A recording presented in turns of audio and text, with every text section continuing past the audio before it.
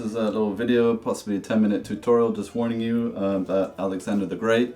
This is something I've been thinking about for a while, just because he's played a huge part in my new film Descendant, and also my song, which I'm kind of working on right now, or working on the music video. The song's already done, so you can check out Descendant music video, the temp edit, if you want. But this is a bit of a Bible for me, because I don't really know much about Alexander, and this kind of takes you throughout his whole life.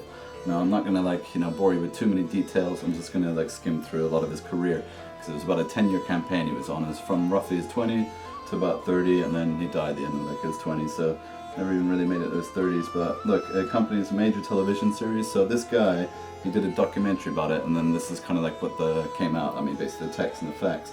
So his name is Michael Woods for the BBC. This originally came out in '97, I believe. So I read it in the last couple of years in Surrey before we sold the house, before I became a Londoner full time. But yeah, '97, and I'm just gonna skim through it. All right, I'm gonna lose the cover because it'll be easier. But there you see, this is a bit of his journey. That's obviously him on Bucephalus, and then this is through one of the deserts where they traveled, and I'll get to that later. All right, cool. All right, well, let's get on with it. Starting off with, this is a 10-year campaign, the map of his whole career, really, from his 20s to his 30s. Which was an amazing career. But let's start off with basically it's from 334 to 323 BC, so it's actually a 9-year campaign, but that's the main conquest of Persia that was. But let's skip to basically he went to Turkey, so it ended via Sestos and Troy, but then he had a big battle at Granicus, which was a river that he kind of defeated the Persians the first time, but I don't believe Darius was there. I think he came later in Issus, so it was basically the first clash. But yeah, then he kind of went down along the coast, so claiming all the Mediterranean cities and the coastline, because it's very important for travel and transport, replenishing, all that stuff, so grain and water obviously, and then military forces. He'd get restocked on them every now and then, because they would have several battles over the years, so he'd obviously have to replenish his soldiers, and they would take in new soldiers as they went along. So as he went along the coast, he kind of came up into Phrygia, and then Pamphylia, Cappadocia, and Cilicia, or whatever if you want. And then he kind of came down to the battle for Issus, which was basically a small sort of stream, if you will, or a landscape, kind of quite hilly and all that, slightly away from the coast. Don't know if you can see a picture there, but yeah, that's roughly the terrain. Darius didn't really learn from previous encounters from his armies, so he lost that one too and fled that one. Had a big battle of Tyre, that was along the coast, and the coast Tyre battle was where he formed a causeway and had siege engines, and it went on for months. This fort is a fortification, fortified island, if you will, and he just wouldn't let it be. He had to conquer everything, and he won every battle as long as it took. But that was about 332 to 331, that conquest. That was through Syria, Lebanon, Israel, and then eventually Egypt. Now, once he entered Egypt, he basically started off in Gaza, all that stuff, Jerusalem, and then he formed Alexandria, so the coast, right by the Nile. So that was obviously always very important, sticking around water routes and all that for transport and, basic replenishments. Then he kind of went along the coast a little bit, but he did something very strange, which is he went to the Siwa oasis. Now, many of his troops didn't understand why he did this. Why would he bother going to the desert? But it was claimed that he was the son of God. He was considered the son of Ammon, and Ammon was a ram god that they all prayed to. So he was the number one, but then coming from Greece, he was the son of Zeus.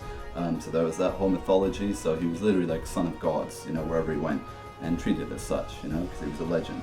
The Siwa Oasis confirmed that he was basically God on earth, or son of God, if you will, but he was pretty much God for the time. He had basically hieroglyphs erected of him, because he was considered, as I said, son of God, and that was pretty important back then.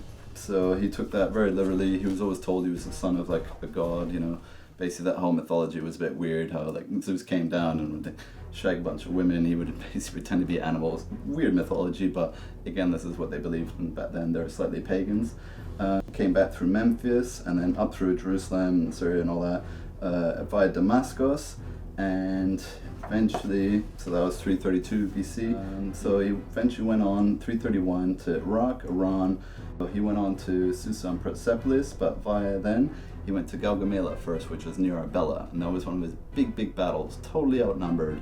Again, you know, always like the Persians had vast numbers, superior numbers, but he had the tactics and military training because he was so advanced as far as all that technology, the siege engines, the weaponry, his use of soldiers, his cavalry was the main thing. That's what the Macedonians really refined. The cavalry, they really like excelled at all that in the phalanx formations. So Gaugamela I know quite a bit because it's kind of featured in my Descendant short film, my music video. That's really crucial. But that was all leading up to about 331 BC. Many say it was about 50-degree heat that day. It was very hot and dusty. During the main battle, no one could tell really what was happening on either side. You know, Parmenion was always on his left, who was his dad's general, and he kind of took one division, and then Alexander was deal with the cavalry, so he wouldn't deal with the infantry a lot of the time. That would be someone else. But Gaugamela was a big turning point because that was really where he defeated Darius for the last time. Then eventually he took over Babylon because Darius fled, so Darius retreated first to Babylon, and then he retreated up into the north to the mountains. He was eventually killed by Bessus, well, right-hand man, his first lieutenant, who betrayed him, but he wanted to take the power for himself, and Alexander respected him and treated Darius like, you know, a full-on comrade. So he kind of took care of his family. He basically, you know, like, I don't know, embraced a lot of the Persian sort of religions and belief systems and all that. So a lot of people thought he was quite just, you know, he didn't just come in, conquer, and then throw everything out the window. He would actually adopt a lot of the practices and stuff, a lot of the rituals.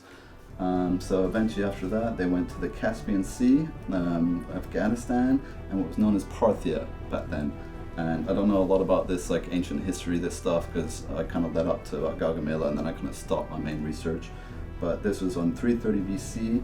He had an Alexander's Wall erected as well to block off a lot of, there was like Mongols and deserts, and he didn't even want to bother to go that far north. It was more conquering Persia and then eventually leading him to India and all that stuff, which is our next sort of route that he took. So after Afghanistan, Uzbekistan, Tajikistan, he entered the Hindu Kush, which was Bactria, and then that was 329 to 327 BC. So he had many victories there as well, you know, defeating like the local tribes and stuff. He actually married Rakshana, which was one of the local tribes' daughters, and then, you know, they had sort of some children together and all that stuff, but he was still gay, so I don't know how many successful kids they actually had, but they did breed a lot, the Greeks, when they were on their travels. That's why you have the National Geographic girl with the colored eyes. Now, it's getting to Pakistan, India, and the Punjab. So he started off up there, the Hindu Kush, the Punjab, and the Kashmir. He went briefly into the Himalayas, you know, took some war elephants up there because he had some war elephants left over from Darius' battles. And then a lot of them died. They suffered because the Greeks weren't really used to such harsh, cold conditions. But really, I think what did it for Alexander to kill all his campaign off, and what kind of drove him back home, was his horse, Bucephalus, died. Now Bucephalus, I have to give a shout out because he was the #1 war horse, like in history even, and I worked on the war horse film, so I know a little bit about the war horse history and what it means to horse people and horse trainers. It's very important history, mythology. But anyway, so when Bucephalus died, he formed Bucephala. He had a tomb shrine erected for his horse and all that. He actually had a town named after him too. But why it was so important, because he had this horse since he was a kid, since he was a teenager. So many people, they couldn't train him. He was a wild horse. He was scared of his shadow and stuff like that. And Alexander, ballsy as he was, you know, just trained him up and became his war horse for many years and successfully like led him through a lot of campaigns. So he was like a friend that passed away. It's very tragic. But yeah, so poor Bucephalus, eh? Anyway, so he eventually went back further south to the warmer climates, and that was his 327 to 326 campaign. And that's where he actually fought King Porus, who was basically the main man in India back then. He was 6 foot tall, and he was, you know, a giant of a man. He had massive armies. They had war elephants too, so even though Alexander, they kind of defeated him, they came to an arrangement, and then they were kind of mutually sort of beneficial afterwards. But the sad part was that during this time, a lot of his men suffered from malaria, dysentery, they had rotten food, their rations weren't really replenished as well, so they were very weak and demoralized, and they really all wanted to go home. They've had enough. He split them up into 3 sort of main, I don't know, groups, if you will, and Alexander and another guy, I think it was Nicherios, they went along the coast more, like, so Alexander cut into the desert a little bit, the Gedrosia desert, but then Craterus's route was another general of his. He actually had to go by the north of the desert, and they lost so many men. Dehydration, starvation, exhaustion. You know, the sun was brutal. Obviously, deserts, you don't want to like mess with deserts, but that's what they did back then because they're kind of used to the heats. So eventually they kind of went back to Babylonia as it was known, and that's where they kind of settled and where he eventually died. So some say he was poisoned, some people say he had malaria, some people it was alcohol poisoning because they would drink a lot. I think it was a general like diet and defeat and too much drinking, and probably a disease just when rampant in his like all his generals.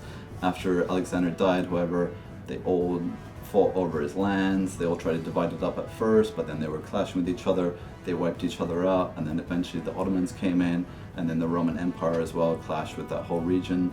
The Romans tried to do what Alexander did. Some considered him as God and descendants from him and all that stuff too. So they followed the same routes and went to the same places like Egypt and Susa and all these places. So they're just trying to recreate previous glories of Alexander and, you know, kind of embracing that history of the Greeks and what it meant to them. And the Greeks heavily influenced the Romans in phalanxes, military drills, all this stuff. And then, as we know, the Romans eventually like became, you know, the rulers of the Mediterranean. They're the only nation to really conquer the whole Mediterranean, but you can see that in another Roman tutorial I've done, or listen to some of the commentaries that I've also made. And even my song is coming out, so I kind of give hints of like a bit of the history there. But yeah, hopefully you enjoyed that, and that's it for Alexander's life, or the 10-year campaign as they call it. Alright. For all those Greeks out there that know about YouTube, don't forget to subscribe to my channel. And then also up there the playlist so you can see all of the Descendant in one place.